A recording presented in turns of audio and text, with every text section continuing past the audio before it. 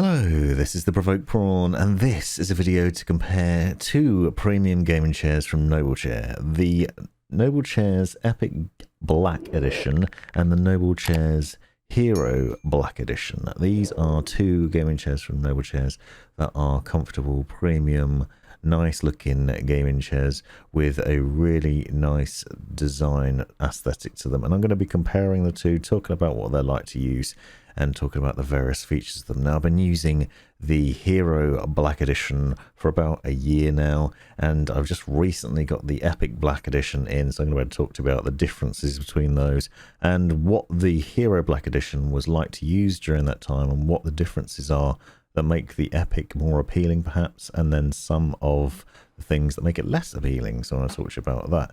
Now, the Hero Black Edition is a very nice chair with a really nice setup. It will take up to 180 kilograms in user weight, which is a difference to note immediately because the Epic will only take up to 120, so there's a difference there in how much weight these chairs can handle. But otherwise, they're very similar in the design setup, in the way they move. For example, they can both tilt to a max of 11 degrees on the rocking angle. They'll also incline at the backrest between 90 and 125 degrees, so you can recline them really nicely and lean right back, or you can sit bolt upright and adjust the base and move it around so that it tilts back and forth.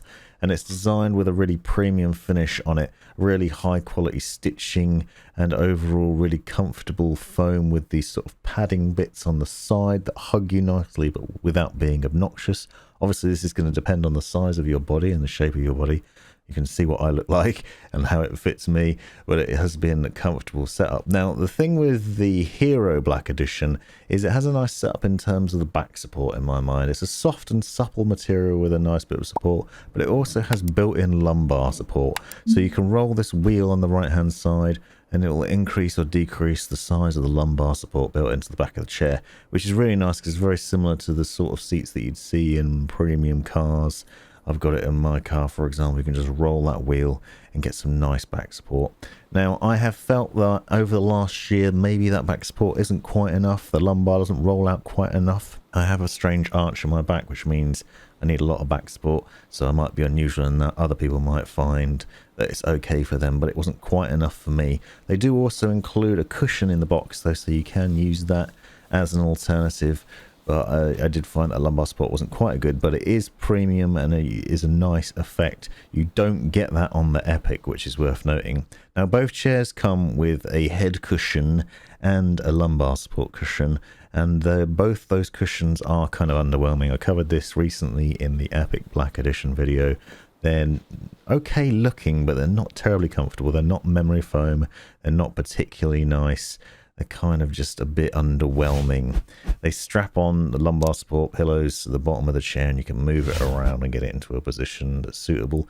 I would suggest upgrading and purchasing the memory foam cushions that you can see here on the Epic Black Edition. They do cost a bit extra. They're an additional purchase, but they are super comfortable and they're really, really nice. Now, here you can see some shots of the Epic. You'll see there are some differences in the design. As I said, it'll only take up to 120 kilograms in terms of max weight, but there are some design changes and differences between the two beyond just that.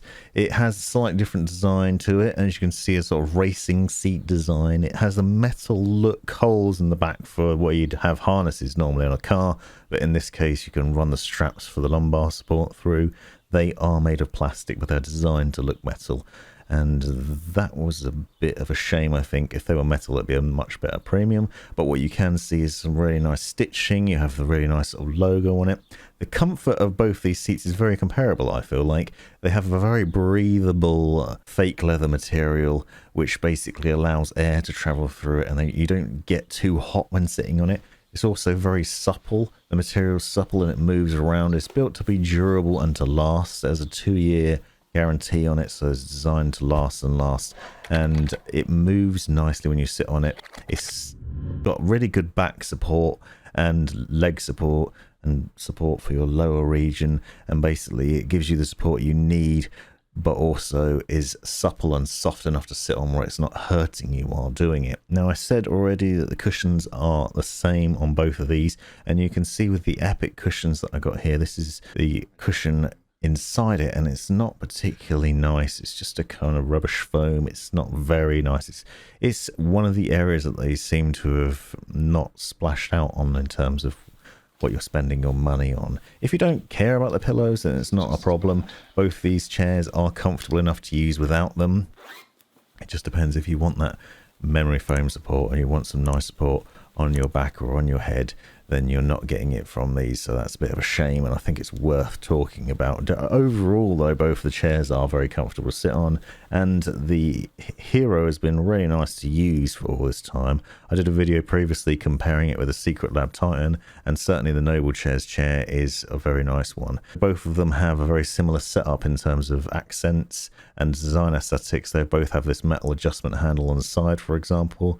They both have 4D armrests, which you can maneuver around really easily. So 4D essentially means that they go up and down, so you can adjust the height of them backwards and forwards, so you can slide them in and out. You can also slide them towards you and away from you from side to side, and you can twist them in and out at angles as well, so you can adjust them into a multitude of positions. Both chairs do this, and I'll leave specifications in the description so you can see the sort of on-specs differences between them, but there's very little difference in the overall sort of features and specs of them.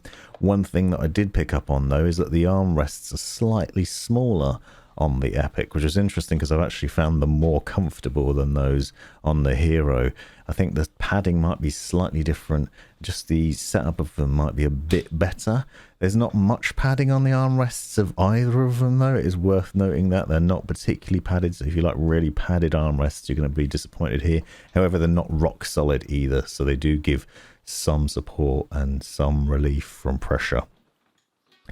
You will see that you can adjust the height of them. They're both similar in sort of the size and shape and the overall vibe. I think that the Epic actually looks nicer than the Hero Black Edition, and the only thing that takes away from it is the lack of lumbar support, which I think is a shame. But when you've purchased those additional memory foam cushions, it's not really a problem.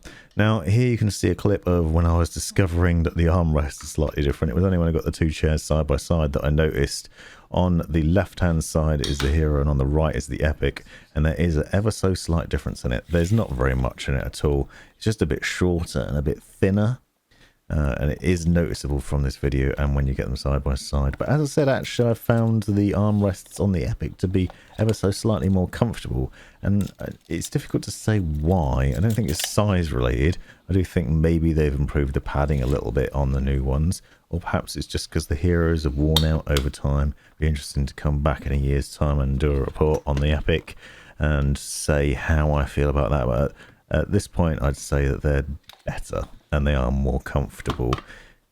But side by side you'll see a very nice look. One thing that's for sure is that the Hero Black Edition has stood up to the test of time. I've been sitting on this every day, day and night for the last year, and it's worn nicely. It hasn't worn out and it still looks the part, it still looks new. The Epic is similarly designed. I think that these chairs are going to be durable and not have a problem.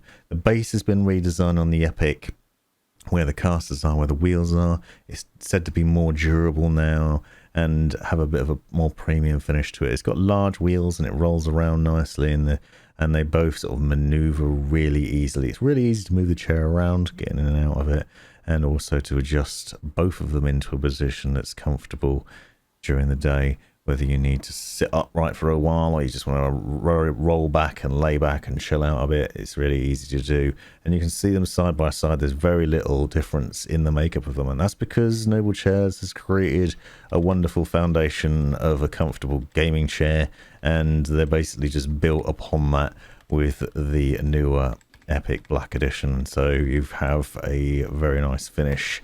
So there you have it. This has been the Provoked Prawn, summarising the differences between these two Noblechairs. Be sure to check out the links in the description to see the full videos and find out more and see more close-up shots of each. Thanks for watching.